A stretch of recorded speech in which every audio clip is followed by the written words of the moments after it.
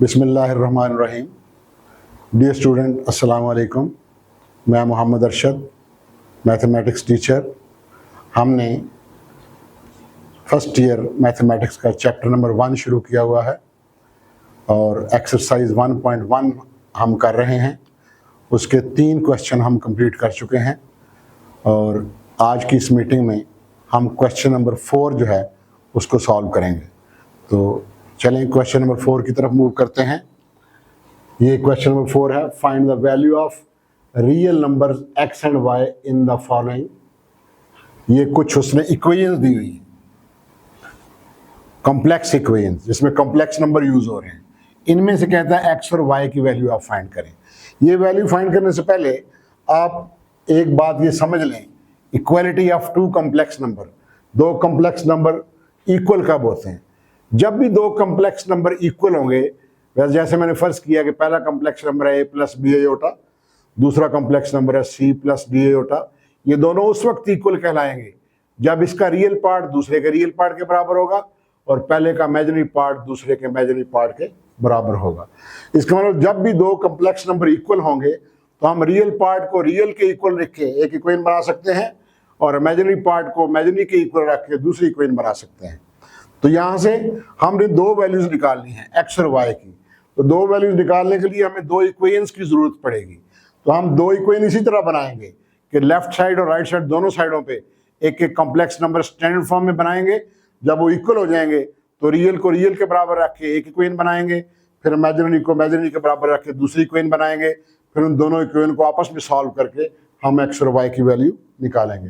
तो देखें ये क्वेश्चन है, मैंने ब्रैकेट x को अंदर मल्टीप्लाई कर दिया, 2x प्लस 3x आयोटा, इधर y को भी अंदर मल्टीप्लाई कर दिया, y प्लस 3y आयोटा। ये 2 था, उसको मैं राइट साइड पे ले गया हूँ -2। अब इसमें से मैंने रियल पार्ट अलग कर लिया है। रियल पार्ट वो है जिसमें आयोटा नहीं आ रहा, आयोटा 2x में नहीं आ रहा और y में नहीं आ रहा, ये मैंने अलग कर लिया। ये 2 ऐसे हैं जिनमें आयोटा आ रहा है, इन दोनों में से मैंने आयोटा कॉमन ले लिया और बाकी बचेगा 3x प्लस 3y वो ब्रैकेट में इक्वल टू, इधर जो -2 था उसको भी मैंने कॉम्प्लेक्स नंबर की फॉर्म में 0 आयोटा प्लस करके लिख दिया। अब ये दोनों साइडों पे कॉम्प्लेक्स नंबर की स्टैंडर्ड फॉर्म बन गई। इधर भी एक कॉम्प्लेक्स नंबर है, उधर भी एक कॉम्प्लेक्स नंबर है और दरमियान में इक्वल है, मतलब दोनों कॉम्प्लेक्स नंबर इक्वल है। तो अभी मैंने बताया कि कॉम्प्लेक्स नंबर जब इक्वल होते हैं तो रियल रियल के बराबर होता है, इमेजिनरी इमेजिनरी के बराबर होता है। अब आप कंपेयर कर देंगे दोनों कॉम्प्लेक्स नंबर को, comparing real and imaginary parts. दोनों साइडों पे जो रियल और इमेजिनरी पार्ट्स हैं उनको कंपेयर कर दें। इधर रियल था 2x प्लस y, उधर रियल था -2, रियल रियल के बराबर हो गया, ये पहली इक्वेशन बन गई। इधर इमेजिनरी है 3x प्लस 3y, उधर इमेजिनरी है 0, ये 0 के इक्वल हो गए, ये दूसरी इक्वेशन बन गई। अब हम इन दोनों इक्वेशन को आपस में सॉल्व करेंगे और x और y की वैल्यू जो है वो फाइंड कर लेंगे। दूसरी इक्वेशन में अगर आप देखें तो 3 कॉमन है, 3 को अगर कॉमन ले लूँ तो बाकी बचेगा x plus y equal to 0। 3 को उधर ले जाएं, 3 जाकर 0 हो जाएगा, बाकी बचेगा x plus y equal to 0। इसको इक्वेशन नंबर 3 रख लें। अब आप फर्स्ट और थर्ड को आपस में सॉल्व कर लें। सॉल्व करने का क्या तरीका है आप पीछे पढ़ चुके हैं, किसी एक के कोएफिशिएंट इक्वल करेंगे या x के या y के, और फिर जिनके कोएफिशिएंट इक्वल करोगे अगर उनका सेम साइन है तो सब्ट्रैक्ट करोगे, अपोजिट साइन है तो ऐड करोगे ताकि वो एलिमिनेट हो जाए। इसको कहते हैं एलिमिनेशन मेथड, यानी एक वेरिएबल बीच में से खत्म कर दोगे। एलिमिनेशन का मतलब खत्म कर देंगे, एक वेरिएबल खत्म हो जाएगा दूसरे की वैल्यू आ जाएगी। खत्म करने के लिए जरूरी है कि कोएफिशिएंट बराबर हो। तो आप देखें y के कोएफिशिएंट पहले ही बराबर हैं, यहाँ भी y का कोएफिशिएंट 1 है, इसमें भी y का कोएफिशिएंट 1 है तीसरी इक्वेशन में। तो पहली और तीसरी को, और साइन दोनों के सेम है, जब सेम साइन हो तो सब्ट्रैक्ट करेंगे। नीचे लिखोगे सब्ट्रैक्टिंग 1 and 3, पहली और तीसरी इक्वेशन को सब्ट्रैक्ट कर दो। 2x plus y equal to -2, तीसरी इक्वेशन है x plus y equal to 0।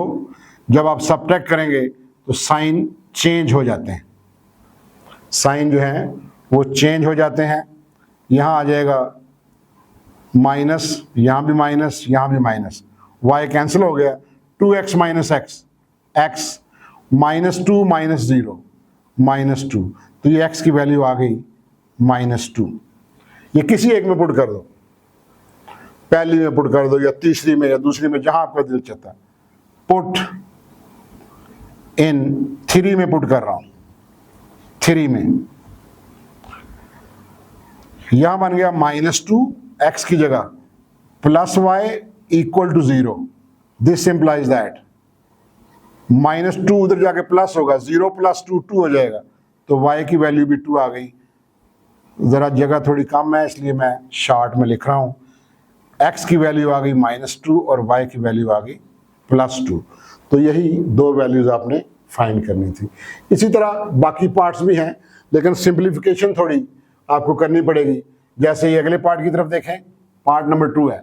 अब इसमें देखें लेफ्ट साइड पे दोनों फ्रैक्शंस हैं। फ्रैक्शंस को सॉल्व करने के लिए एलसीएम लेना पड़ेगा। एलसीएम लेके राइट साइड पे भी एक कॉम्प्लेक्स नंबर की स्टैंडर्ड फॉर्म बनाएंगे, राइट साइड पे भी कॉम्प्लेक्स नंबर की स्टैंडर्ड फॉर्म बनाएंगे। इसी तरह दोनों साइडों को कंपेयर करेंगे, रियल पार्ट्स को भी और इमेजिनरी पार्ट्स को भी। दो इक्वेशनें बन जाएंगी और उन दोनों को फिर सॉल्व करके सेम एज इट इज दोनों को सॉल्व करके एक्स और वाई की वैल्यू फाइंड करेंगे। तो चलें देखते हैं, पहले इनका एलसीएम लेते हैं। क्या एलसीएम आ गया? 1 plus iota into 1 minus 2 iota, ये एलसीएम आ गया। एलसीएम को पहला डिनोमिनेटर है 1 प्लस अयोटा, 1 प्लस अयोटा से डिवाइड करोगे 1 प्लस अयोटा कैंसिल हो जाएगा, बाकी बचेगा 1 माइनस 2 अयोटा, ये x से मल्टीप्लाई होगा, तो इसको लिखेंगे x multiplied by 1 minus 2 iota, ये ऊपर आ जाएगा प्लस। फिर इसी एलसीएम को आप दूसरे डिनोमिनेटर से डिवाइड करोगे, दूसरा डिनोमिनेटर 1 माइनस 2 अयोटा, जब इस एलसीएम को इस 1 माइनस 2 अयोटा से डिवाइड करोगे बाकी बचेगा 1 प्लस अयोटा, ये y से मल्टीप्लाई होगा, इधर बनेगा y इंटू 1 प्लस अयोटा, और ये 1 उसी तरह से ऊपर वालों को मल्टीप्लाई कर दें, x minus 2x iota plus y plus y iota divided by, नीचे वालों को मल्टीप्लाई कर दें, 1 multiplied by 1 minus 2 iota plus iota multiplied by 1 minus 2 iota equal to 1। ये मल्टीप्लिकेशन मैं आपको पहले सिखा चुका हूं। ऊपर रियल पार्ट अलग करें, इमेजिनरी अलग करें। अयोटा जिसमें नहीं आ रहा वो रियल है, किसमें अयोटा नहीं आ रहा? x प्लस वाई, ये रियल है, और जिनमें अयोटा आ रहा है प्लस अयोटा कॉमन, दो में अयोटा आ रहा था, इसमें और इसमें। जब अयोटा कॉमन लिया यहां बचा -2x, क्योंकि प्लस आप बाहर लिख चुके हैं तो अब ये साइन इसी के साथ ही रहेगा -2x। यहां अयोटा आ रहा था, अयोटा कॉमन लिया, बाकी y डिवाइडेड बाय, इनको मल्टीप्लाई करें, ब्रैकेट खोल दें, 1 माइनस 2 अयोटा प्लस अयोटा को अंदर मल्टीप्लाई करेंगे तो iota minus 2 iota square equal to 1 आ गए। जिधर अयोटा स्क्वायर है -1 लिख दें, ऊपर बन गया x प्लस वाई, ऊपर वाला इसी तरह plus iota into -2x plus y divided by, नीचे बन गया 1 माइनस अयोटा, ये -2 अयोटा है, ये प्लस अयोटा है, सिंप्लीफाई करोगे minus iota, iota square -1 multiplied by -2 करोगे तो +2 इक्वल टू 1।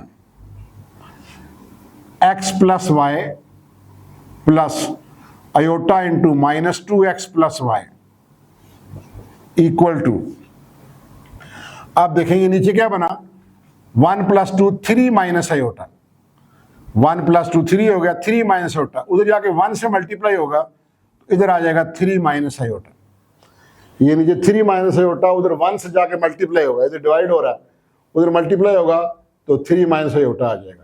अब देखें दोनों साइडों पे कॉम्प्लेक्स नंबर जो हैं वो स्टैंडर्ड फॉर्म में आ गए। अब इनको कंपेयर कर लें, comparing real and imaginary parts, तो दो इक्वेशनें बन जाएंगी। लेफ्ट साइड पर रियल पार्ट कौन सा है? लेफ्ट साइड पर रियल पार्ट है एक्स प्लस वाई, उधर रियल पार्ट 3, ये इक्वेशन नंबर 1 बन गई। लेफ्ट साइड पे imaginary part -2x plus y, उधर इमेजिनरी पार्ट -1। देखें योटा के साथ -1 मल्टीप्लाई हो रहा है।